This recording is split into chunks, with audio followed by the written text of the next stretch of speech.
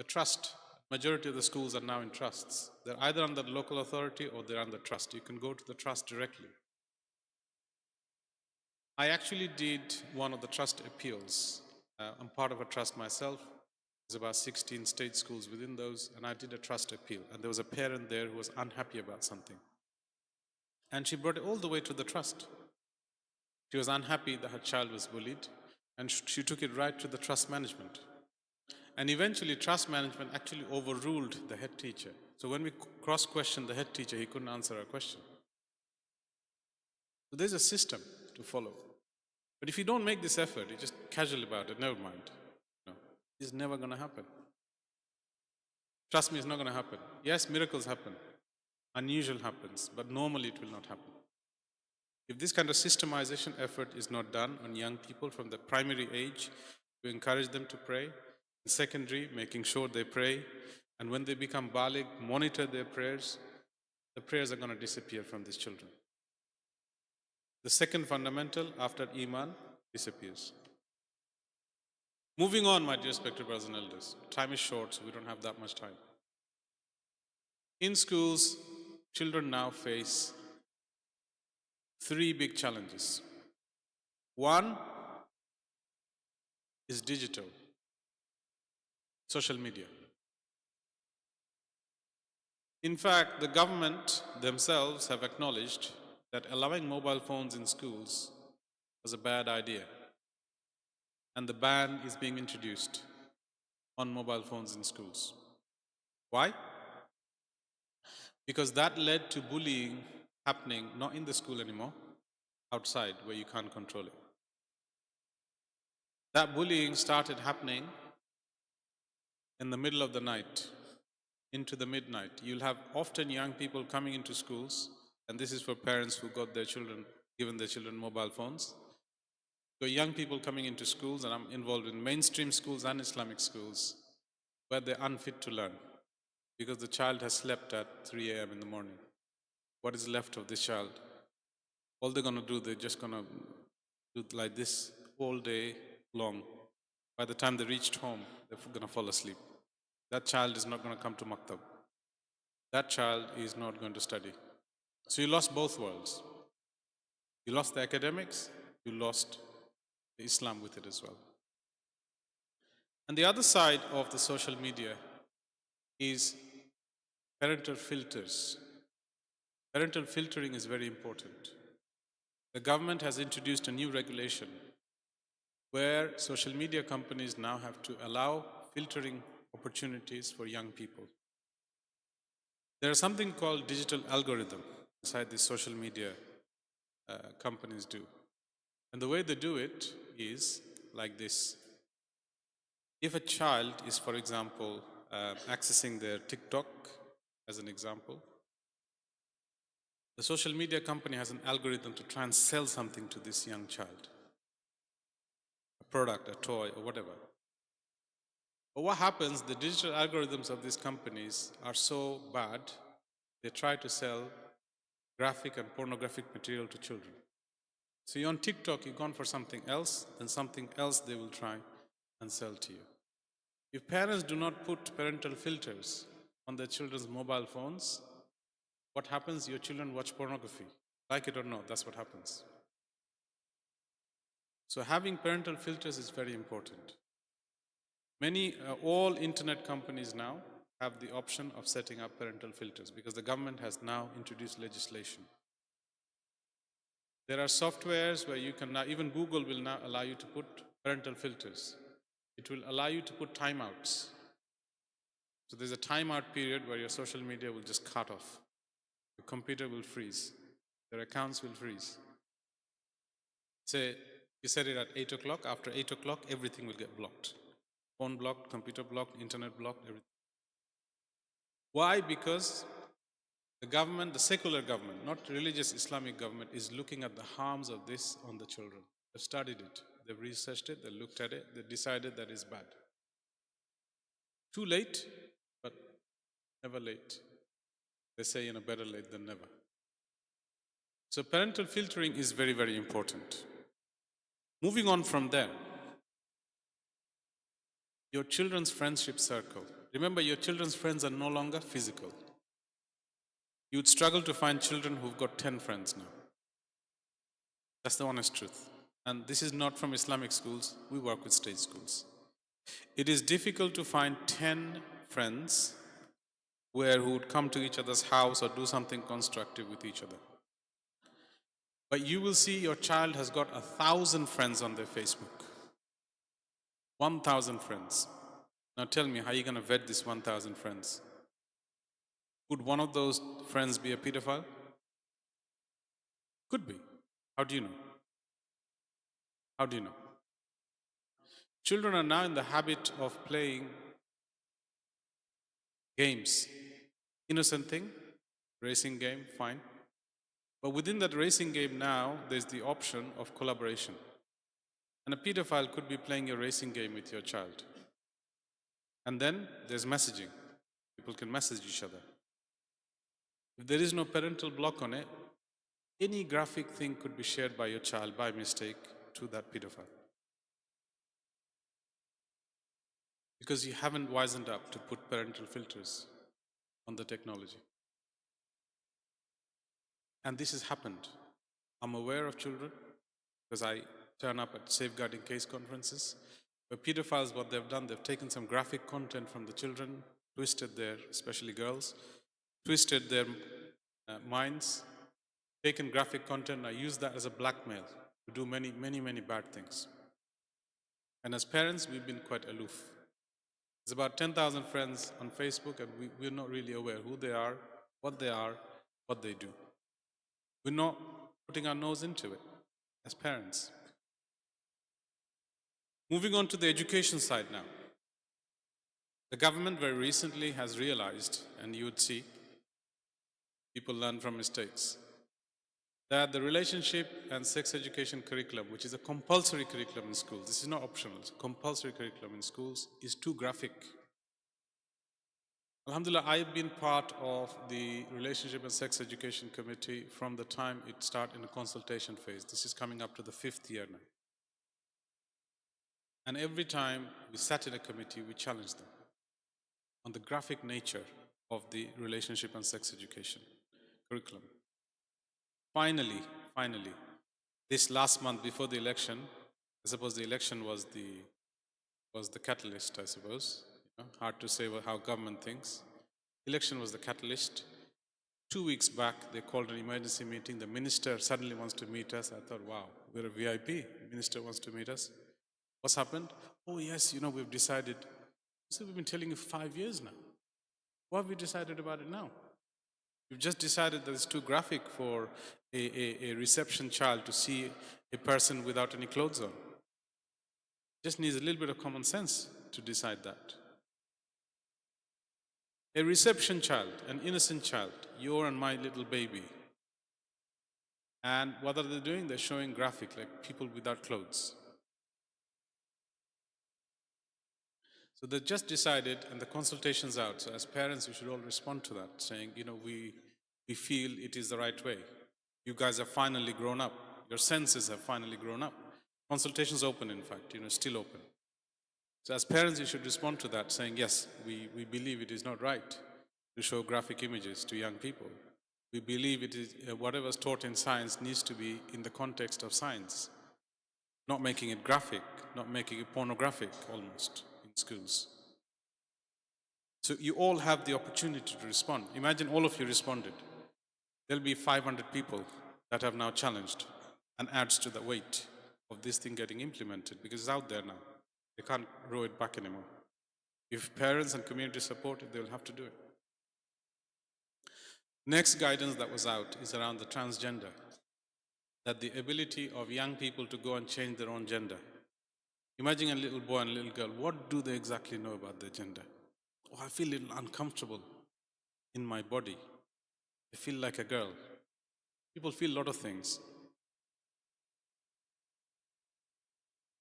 People feel a lot of things, but it doesn't necessarily mean that that is what you do.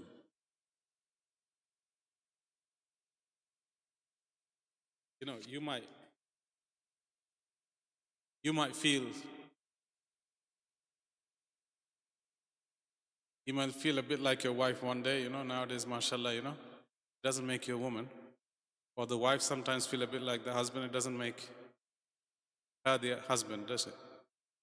But we are giving young people, as young as primary age, the ability to change their gender. Oh, I'm feeling a bit like a girl. I don't feel like a boy. Let's go have a surgery. So the government finally wisened up to that. And they have now launched a consultation to say that children in primary age or school age are no longer allowed to do these things. And again, the consultation's out. You have the ability to respond to that. I'll leave it at that. Don't want to delay any further because Maulana Rashid will bar us from the masjid next time. Jazakallah khair for listening. I felt it was very important that these pertinent educational issues are raised in our masajid. This is our communication portal. And we take this seriously and we do something about it. May Allah give us tawfiq. Jazakallah khair for your time and Jazakallah khair for listening.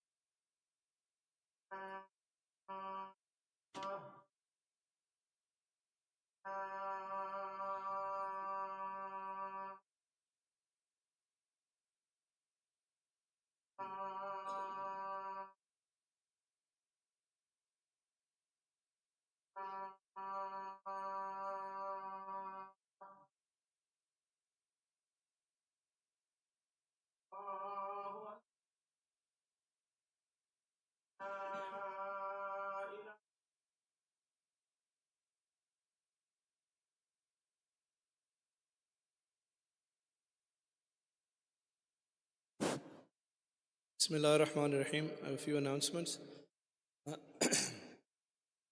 One is on the 9th, we have for people with Pakistani passports or Pakistani ID cards or originate from Pakistan.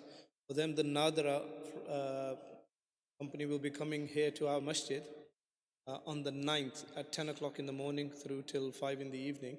So if anybody needs to have their overseas Pakistani cards made or renewed, same way renewal of passports or information related to that, please attend the masjid. The session is for brothers and sisters. Arrangement will be made accordingly. And that is on the 9th. On 9th, the Nadra company will come here. Anybody who needs their paperwork, their FRCs or anything related to Pakistan done. If you've got any questions, you can attend actually between 10 and 5 o'clock on the 9th of June, inshallah. Second announcement is that the janazah of the two sisters who passed away in the fire will be at 7:45 p.m. today in the UK Islamic Mission Masjid. Third announcement is that Brother Asfaque, who's been talking to us regarding the challenging issues faced by children in schools, subjects, etc., the question and answer session will be after the remaining salah. Once the Jummah salah is completed, I'll also request the brothers that who tend to extend their prayers then to move to one side so that anybody who has any questions, they can ask any questions. So if you'll come forward close to the member again, those people who want to stay behind, ask questions regarding their children's education, etc. So Brother Asfaque will be available after the remaining Jummah to answer questions. If any sisters upstairs have got questions, please write them down, and if you can give them to the office upstairs, and they will bring the questions downstairs to be asked on your behalf, inshallah. Also, next week is the first Friday of the month. We do collections for our own masjid. So everybody is requested to donate wholeheartedly towards that. And apart from that, those people who are attending the dua for the grandson of Haji Talib and Haji Nazar's family, the youngster from our masjid that used to come to our madrasa, who's passed away in an accident. For those, the brothers, if you just go into the community hall to my left and to your right, the dua people will be sitting there, and the ladies will come after 2:30 downstairs. Jazakallah khair.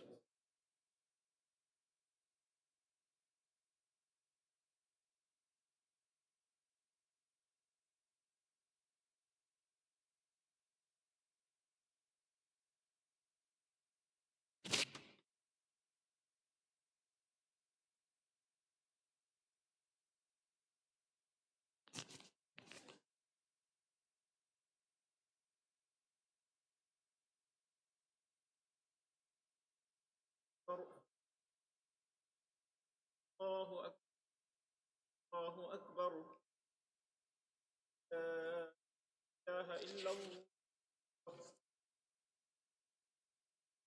لا إله إلا الله وأن محمد رسول أن محمد لا إله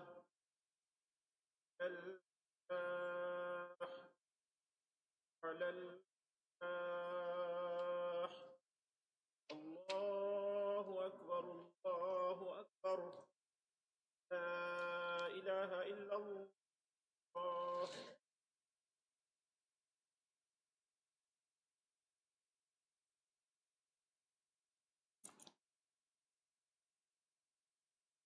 الحمد لله الحمد لله الذي لولا لطفه ما اهتدينا ولولا فضله ما تصدقنا ولا صلينا ولا صمنا ولا ضحينا ونشهد أن لا إله إلا الله وحده لا شريك له ونشهد أن سيدنا ومولانا محمدًا عبده ورسوله الذي أنزلت به السكينة علينا عليه أنفسنا وأهلينا فدينا ولولاه ما عرفنا الحق ولا درينا صلى الله عليه وسلم وعلى آله وأصحابه الذين شهدوا بدرا وحنينا أما بعد فقد حان ذو الحجة الحرام شرعت لنا فيها أحكام وأعظمها التضحية من بهيمة الأنعام وستذكر في خطبة عاشر هذه الأيام ومنها صيام العشر بمعنى التسع والقيام وكل عمل من شرائع الإسلام فقال فيها سيد الأنام عليه الصلاة والسلام ما من أيام أحب إلى الله أن يتعبد له فيها من عشر ذي الحجة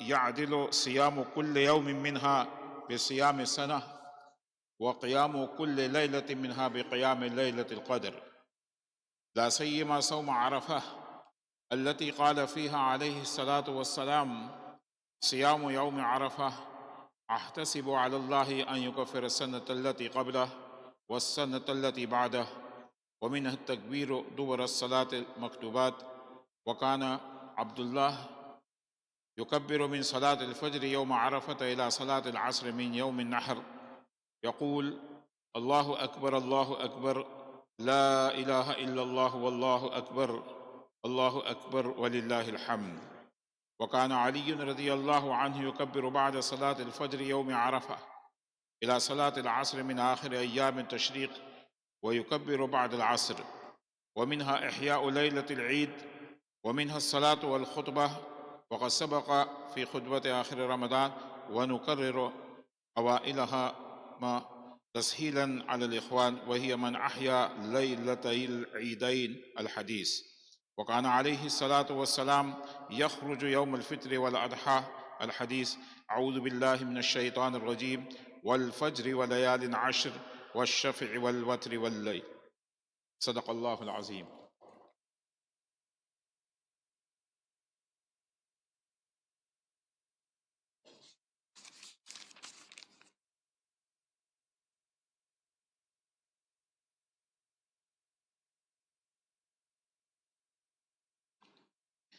الحمد لله الحمد لله أستعينه وأستغفره ونعوذ بالله من شرور أنفسنا من يهد الله فلا مضل له ومن يضلل فلا هادي له وأشهد أن لا إله إلا الله وحده لا شريك له وأشهد أن محمدا عبده ورسوله أرسله بالحق بشيرا ونذيرا بين يدي الساعة من يطع الله ورسوله فقد رشد ومن يعصيهما فإنه لا يضر إلا نفسه ولا يضر الله شيئا.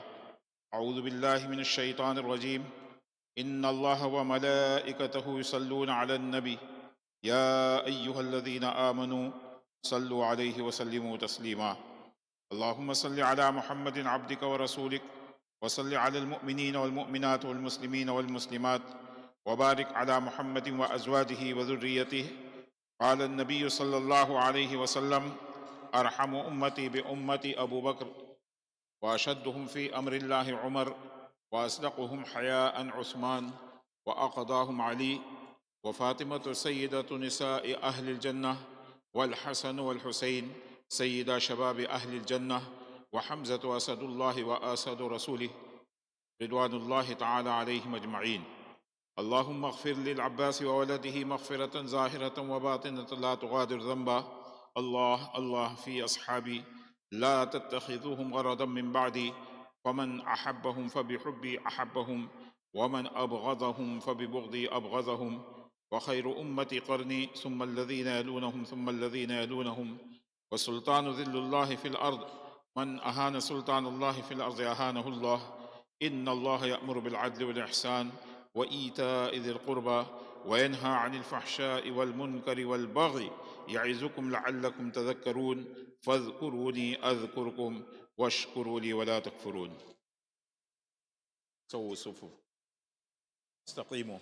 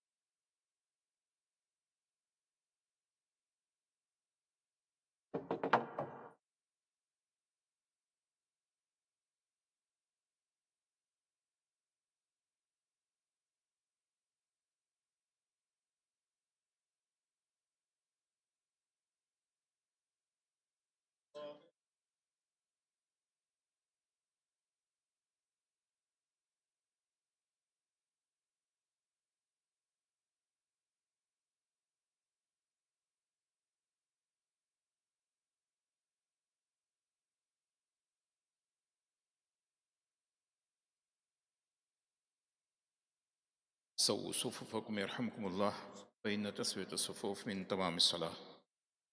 الله أكبر.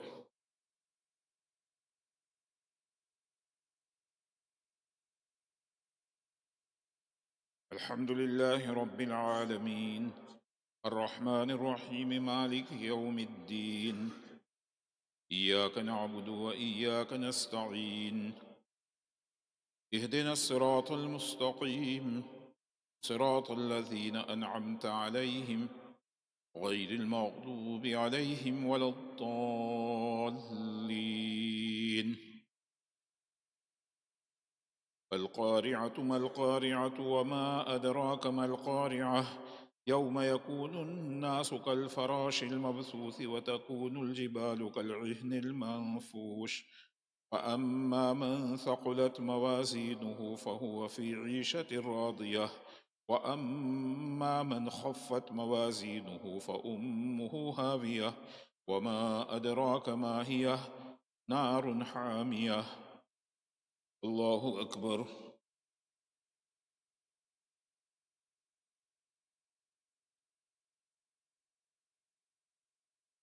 سمع الله لمن حمده.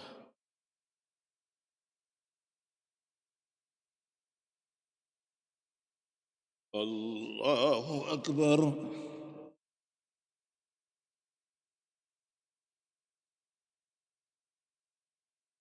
الله أكبر. الله أكبر.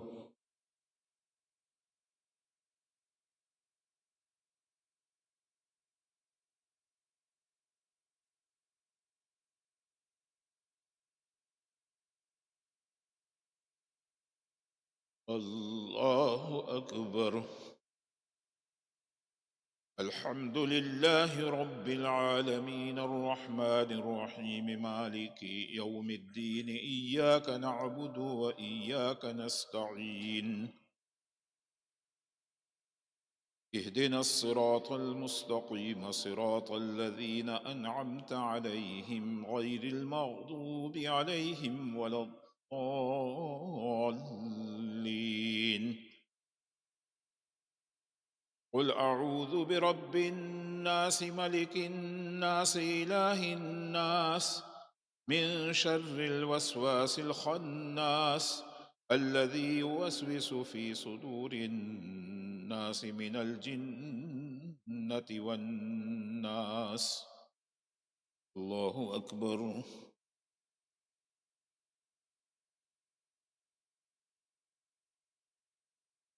سمع الله لمن حمده.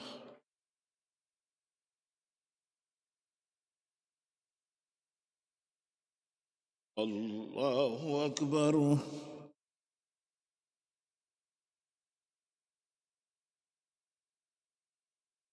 الله أكبر. الله أكبر.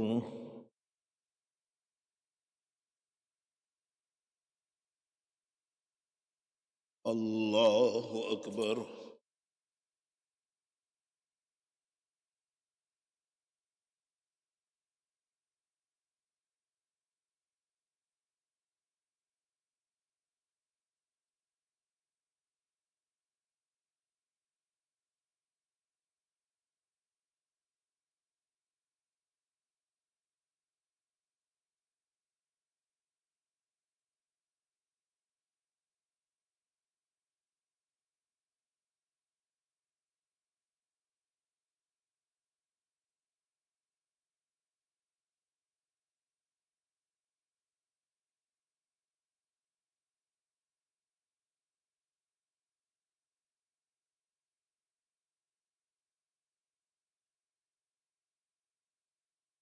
السلام عليكم ورحمة الله.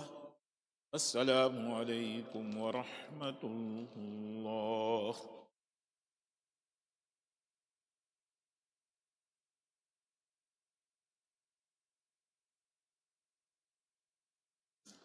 Request came for dua.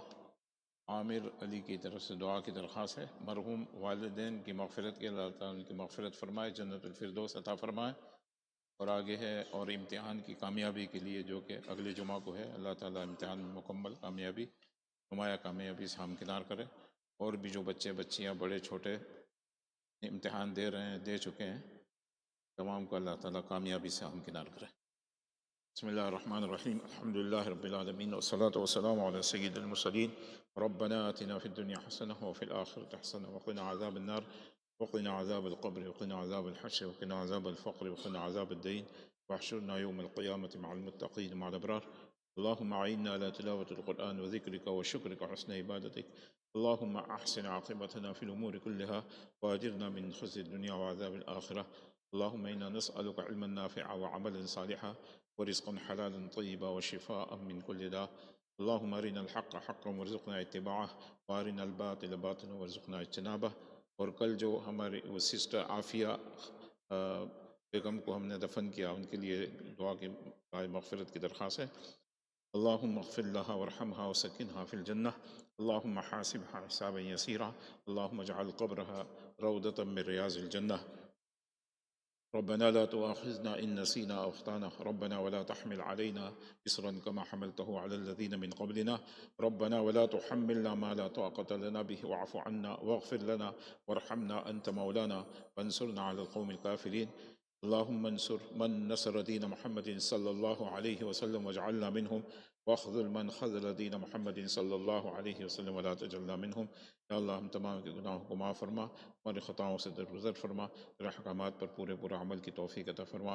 जिन लोगों ने हमसे दुआ के लिए कहा लिखा या जिनका हम पर हक़ है, जो हमसे दुआ के मुतवक्के हैं, रब ये जुमा के मौके पर जो दरख्वास्त की कि उनकर हमारे तमाम मक़ासिद हसना में पूरी पूरी कामयाबी नसीब फरमा, बीमारों को शिफ़ाए कुल्लिया अता फरमा, मरहुमीन की अल्लाह तो मग़फ़िरत फरमा। और दुनिया इस्लाम में जहाँ कहीं भी मुसलमान बसते हैं, जान माल इज़्ज़त और आबरूदीन और ईमान की उनकी हिफाजत फरमा। फ़लस्तीन के मुसलमानों पर रहम व करम का मामला फरमा। या अल्लाह उन पर जो जुल्म सितम के बादल छाए हैं, या अल्लाह उसको हटा कर खैर आफ़ियत का मामला फरमा। मक़रूज़ीन के कर्ज़ों के पूरा होने की शक्लें पैदा फरमा। बेरोज़गारों को हलाल पाकीज़ा रोज़ी नसीब फरमा। या औलादों को नेक सालेह औलाद नसीब फरमा। और जिनके औलाद या अल्लाह कहने में नहीं, या अल्लाह उनको अपने माँ बाप के मुती और फरमाबरदार और उनकी आँखों की ठंडक बना दे। अल्लाहुम्मा रब्बना तक़ब्बल मिन्ना इन्नका अंतस समीउल अलीम व तुब अलैना इन्नका अंतत तव्वाबुर रहीम। सल्लल्लाहु तआला अला खैर खल्क़िही सय्यिदना मुहम्मद व आलिहि व अस्हाबिहि अजमईन बिरहमतिका या अरहमर राहिमीन।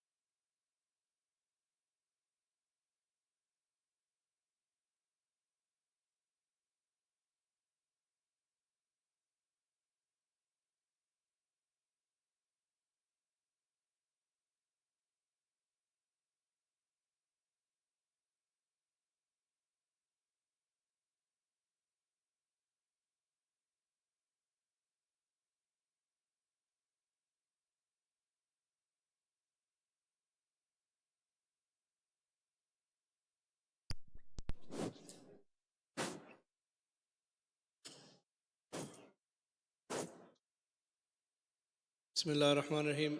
Brothers who are staying for the question and answer session regarding the challenges faced in school, please make your way forward towards the member, taking care of anybody who's still reading their salah. Brothers who are going to continue with your salah and ibadat, if you just move to one side. Jazakallah khair.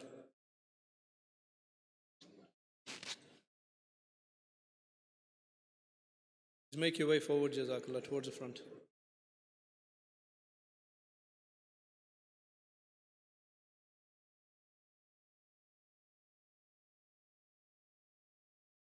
And if any sisters need to ask any questions, if you write the questions out and you give them to the office upstairs, inshallah, they'll bring them down for you.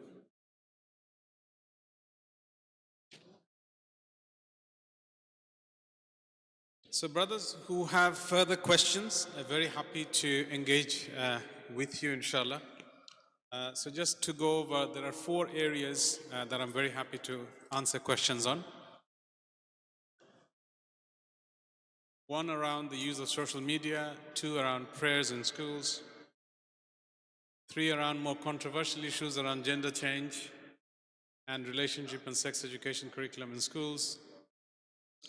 And then finally, if you've got something outside the box, if it fits within something that I'm aware of, happy to direct you or tell you where you can find information. So this session is actually your questions, but the reason we're putting it on the mic is that there are some sisters upstairs who are unable to see or hear unless we put the mic on. So if you've got any questions, please welcome, inshallah. This is an interactive session. This is not me talking. It's rather us sort of discussing anything of importance. Yes, please.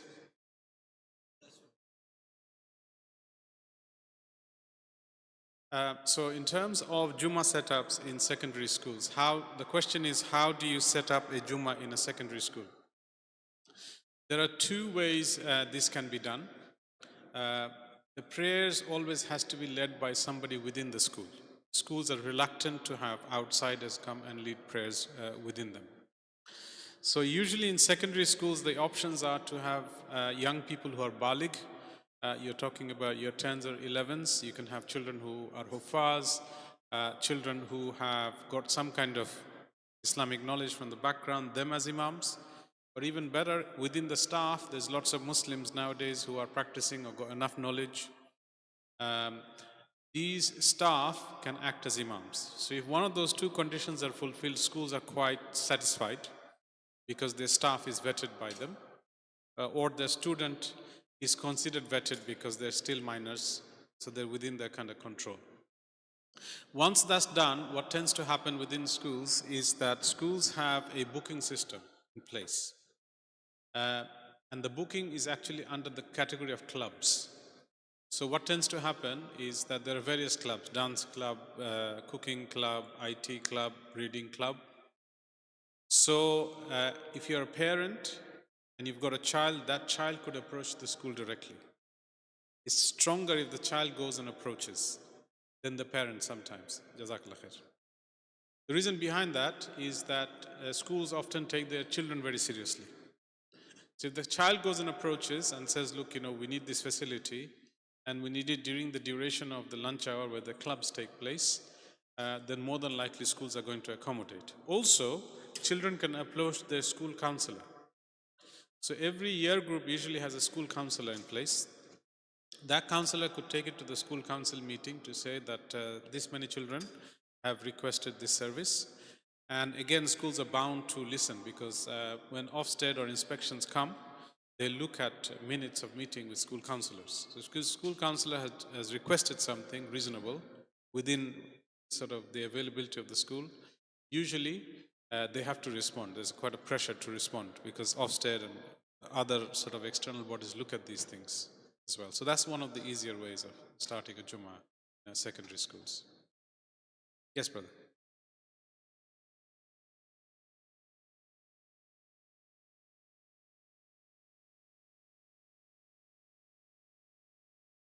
Yes, that's a very good question. So in terms of relationship and sex education, under the new framework, which is probably going to come in by the autumn, the school has to disclose the full curriculum. In the past, the school had the right to give you overviews. That has now changed. So under the new consultation, which you should respond as a parent, just put in relationship and sex education consultation, Department for Education, you Google it, you'll find it. Under that, the school now has the responsibility, if a parent requests, to show the full curriculum, i.e., not just the overview, but actual what will be taught, the lessons themselves, the lesson plans. There are two curriculums which are questionable and very problematic. One is called Jigsaw. The other one is called the Christopher Winter Project. Your school, if you go on the school's website, has disclosed which curriculum they use. Or if they use multiple, then they also have to disclose, we use this, this, and this. If you see Christopher Winter and you see Jigsaw, it's a warning, it's an alarm bell. Because those curriculums at reception age, they show graphic images to children. Things like, one example of the Christopher Winter Project is a picture of a child being born. Think about that taught to primary school children. Picture of a mother giving birth, like actual picture. You think about it, how appropriate is that for a primary school child? So that is really, so if you see that your school has mentioned on their website one of these two curriculums, those two curriculums will not meet the new government's criteria. The new government criteria that's coming out, both of those curriculum will fail against those. But schools love this curriculum.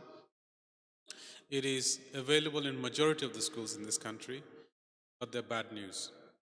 And your point of view as a parent is that that curriculum, if the new measures that the government itself is asking, will not meet, that curriculum is going to fail that test.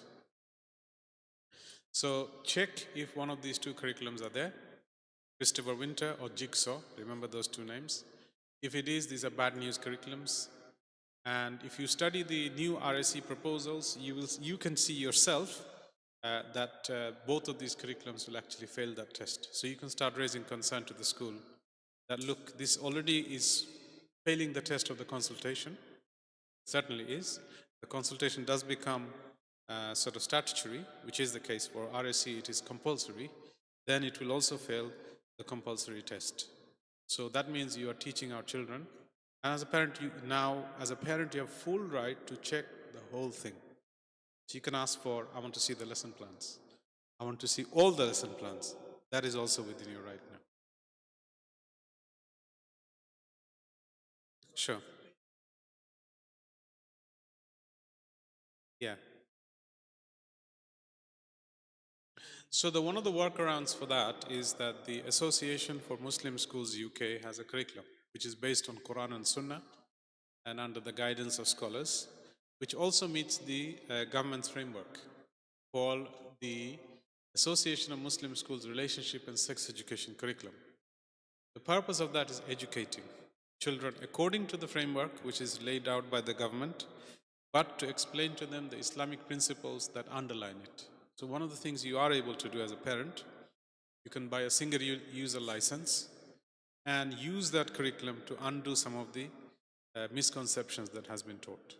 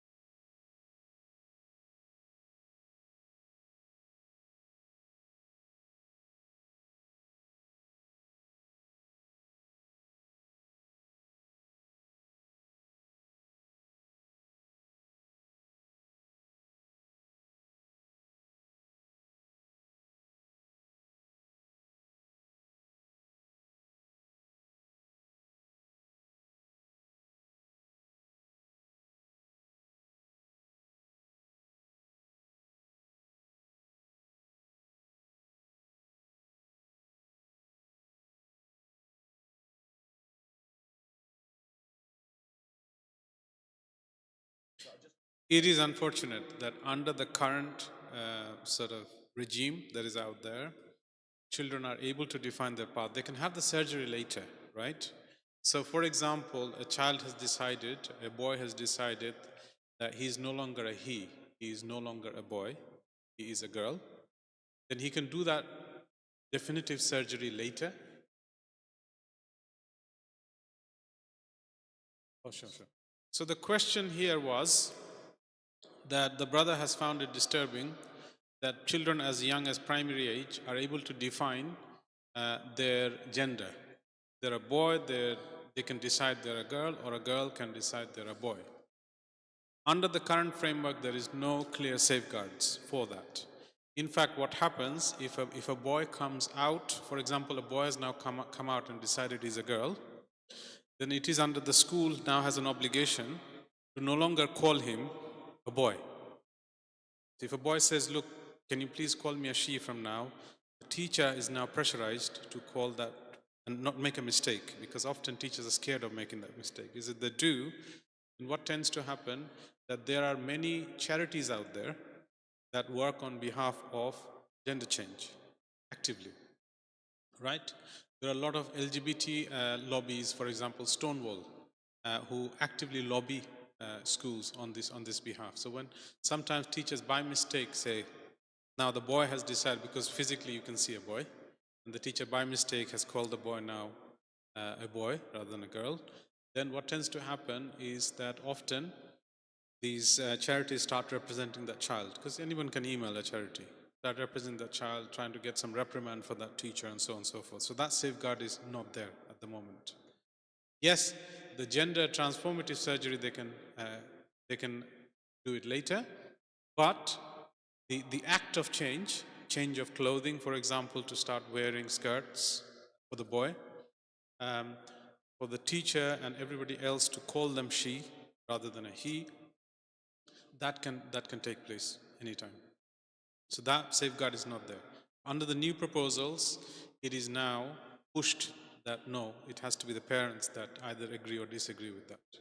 That proposal is out now, and you as a parent, or you as a community, or you as a member of the public can respond to that by saying this makes common sense, the other one doesn't.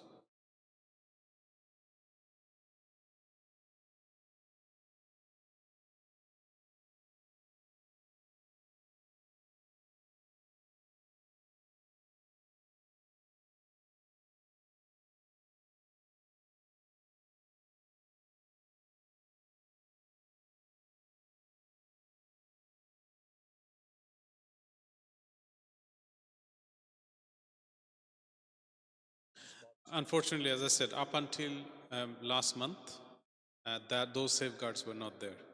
The new proposal now proposes to put safeguards in, to involve the parents, so on and so forth. Yes, brother. Sorry.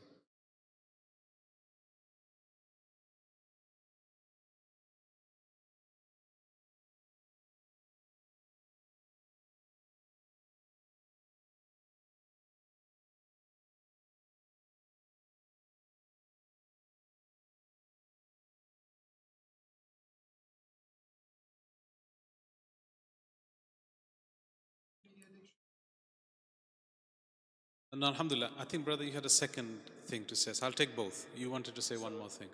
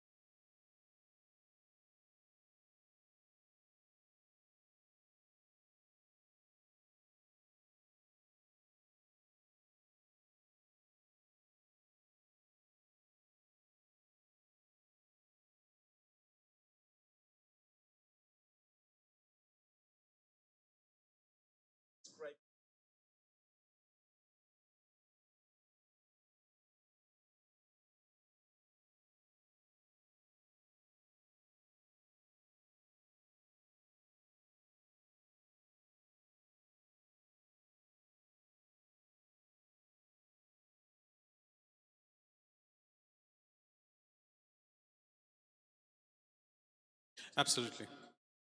Absolutely. So answering two questions. First of all,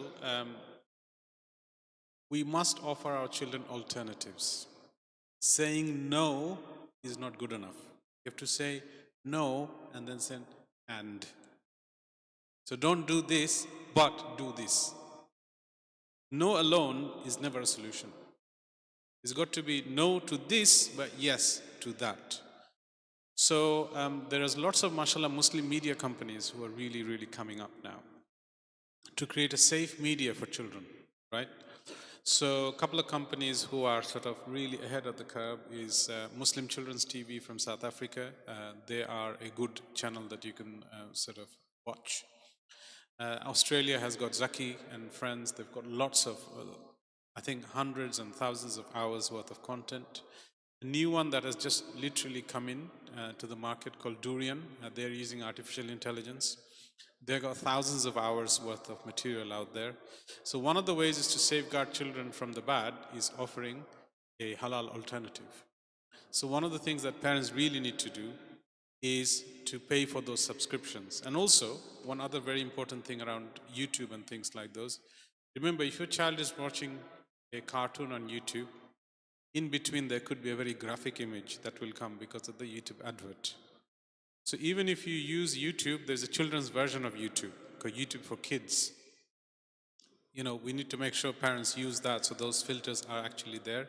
YouTube also has something called parental customization, parental control. So you can log into that panel and then decide what your child watches and what they don't watch and what are the cutoff times and things. So that's a very crucial one. The second one the brother mentioned, I didn't intentionally mention because it's a big can of worms. What is likely to happen now, according to research, and I'm in discussion with lots of researchers on the ethics, the AI ethics, is that the AI is now going to take over physical relationship between a man and a woman. What you got to see is that we're very familiar with our mobile phones, right? And the honest truth is, if you ask a husband or a wife, how many hours husband and wife have spent time together, like a discussion, chat, sit down, have a meal, you will see that over the course of the day, it might be an hour or two. But that same husband or wife, if you ask them to click on their phone usage, and all phones are now, actually all the major brands are now obliged to give you a reading of your week, you will see you would spend about 8 hours a day, roughly 6 to 8 hours a day on your mobile phone. That is the reading that will come up in there. If that is the case, there's a big fear now that relationships are going to go into artificial intelligence. So what is going to happen is that people are going to start using the AI as a digital husband or a digital wife. Children are going to use AI as digital boyfriends or digital girlfriends. So these things are another next level danger that is coming for children. And what is likely to happen is impersonation. So in order to get a lot of money, YouTube influencers have started something, and a lot of companies have started something, and this is called the AI influencer. So this is not a real person. A person has just trained up the AI based on their personalities. A lot of celebrities are going to start doing that. And what this is going to do, this is going to give you personal attention. Today, celebrity doesn't have time for you. They've got millions of people. But with AI, remember, you can replicate copies. So what will happen is you don't like a normal husband. David Beckham could be your husband now because there's an AI replica of him. Or you don't like a normal wife, one of those big pop stars could be your wife. Why? Because there's a digital replica of that person, and they will earn millions, if not billions, through that. There's a grave danger that our children are now going to abandon conventional relationships and go into AI-based relationship, because the next step from that is that the AI robots that is going to come in, and this is no longer a joke, they're about $16,000. They're cheaper than your car. So AI robots are now going to come in. What will happen once the AI systems becomes very intelligent? Some people who would rather not have a physical companion will start having the robots as their companions. And this is not far away, it's here, right here. It's $16,000, and if you pay monthly, anyone can afford them. And that's not coming, it's already here. There's about 2 companies who've done a sort of a home robot launch. The cheapest one is $16,000.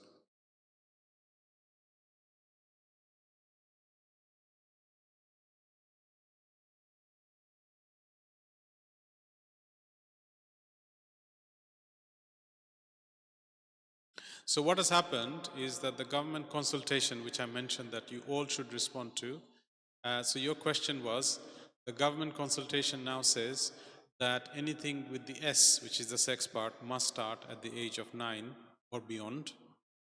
So school now have a choice. They can actually avoid it altogether. They have the choice now. That consultation's out, right? So the consultation is going to close very soon. Once the consultation is closed, then it's going to go through Parliament, so it will take some time by the time it becomes law. If it is implemented, then what it's saying to the schools is that you are not allowed to teach the S part of the sex education to young children as young as 5. It's a very logical thing, but unfortunately that logic was never there. So this graphic thing has been continuing. So children as young as 5 were taught about things that really adults need. Children. That's out now, not law yet, out for consultation. That's correct. Anything else you'd like to pick up?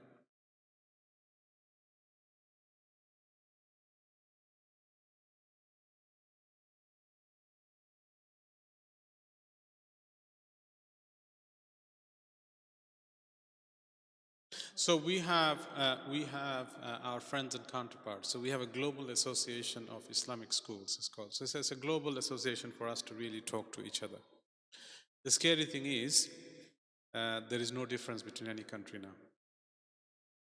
No difference. What's happening in Pakistan is also happening in the UK, and what's happening in the UK is also happening in Bangladesh, and what's happening in Bangladesh is also happening in Malaysia, and what is happening in Malaysia is also happening in the US and Canada. The synergy is almost similar. Yes, what is still quite a strength of the UK, for example, is that the parental concern is still quite good. Parents are still quite engaged in their children, whereas in US and Canada and Australia, they're very loose with their children, and unfortunately that is having severe consequences. And the leaving of Islam is very open, as you know there. A lot of children just leave their religion. Here, it's coming. The scary part is it is coming. I have spoken to a lot of young people nowadays in school who said, just, as a casual, Muhammad is his name. So he said, Muhammad, assuming he's a Muslim, gave him salam, but I said, no, sorry, sir, I'm not a Muslim. I have left my, I do not consider myself a Muslim. And that is spreading. And if you want to ask me what is the percentage of children that pray in schools, I would say it's no more than 10. And many of the schools have 100% Muslim children. I managed to do a survey in a school, actually. It was a very good, friendly Muslim-friendly head teacher. And we had an interview with him on the radio station. So we were talking to him. And at that point, he mentioned, and we know he's very accommodating, right? He's very Muslim. He's just known to be a Muslim-friendly head. So he mentioned that he's given the hall to the students. I asked him a casual question. How many children are using this hall for Friday prayers? So he mentioned 100. And everyone said, wow, wow. And I was shocked, gobsmacked. And everyone looked at my face and said, hey, what's wrong with you? It's 100 students praying. I said, that school has 1,300 Muslim children. So if it's 100 praying, it's not 10%. It's less than 10. There's a serious problem. We're just ignoring it and pretending it doesn't exist. But unfortunately, if we don't do anything about it, the outcome of that is going to come out just a generation down the road. And then you are at risk of your generation becoming non-Muslims. It's a frank thing, I'm telling you. Not less practicing, totally non-Muslim. And this has happened in many, many countries. South America, if you go, some of them are actually, they have their Sayyid.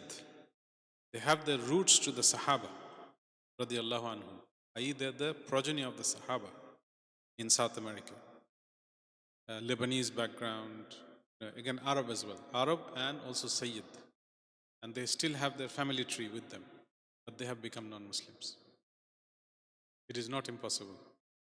Until and unless we really make a lot of effort, Allah forgive, it can happen here, in this country. Any other final questions? Yes, bro.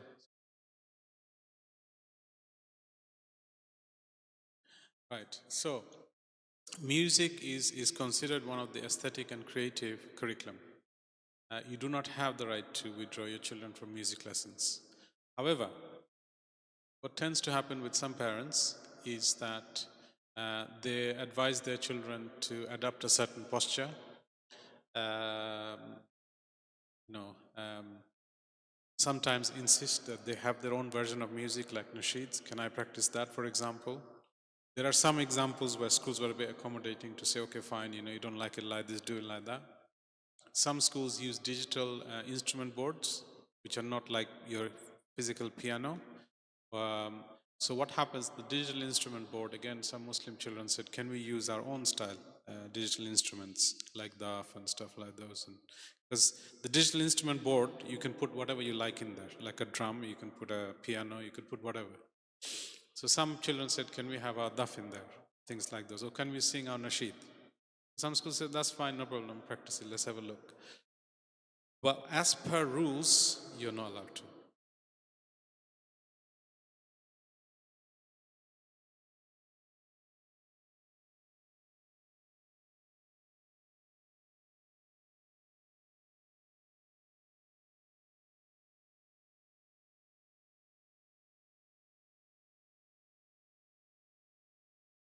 Now, this is a sensitive topic. There is no clear sort of defined rules whether they can or cannot in this instance, especially for prayers. But what you are able to do is make a lot of fuss about it. So as I mentioned earlier, that there's a lots of appeal processes you can take. Somebody says no, you can go to the one above. That one says no, to the one above that. Even that says no, go one above that. And sometimes if the schools are of a sort of a Christian or a Catholic denomination and things like those, you can even go directly to the religious body and complain. There's ways of making a fuss, and then school thinks actually it's not worth it. This parent is very clued up, so they stop harassing you.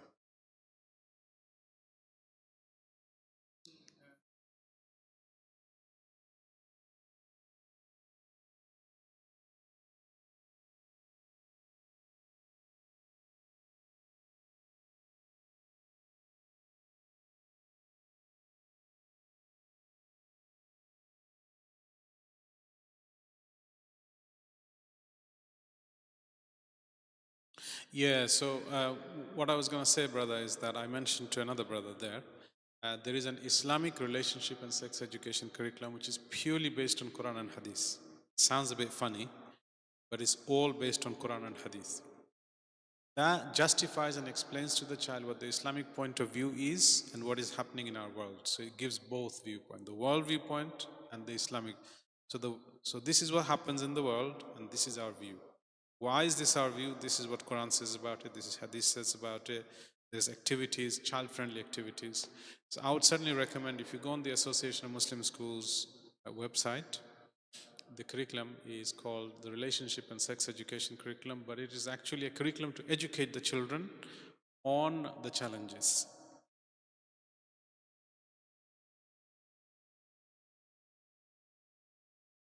I believe that conversation should take place very early. It should be somewhere around year 4 onwards, gently. There are some topics, because there's some topics that should be addressed quite early. Children as young as year 4 should slowly be coaxed up, because there are certain topics you should address in year 4, certain topics in year 5, certain topics in year 6, and so on.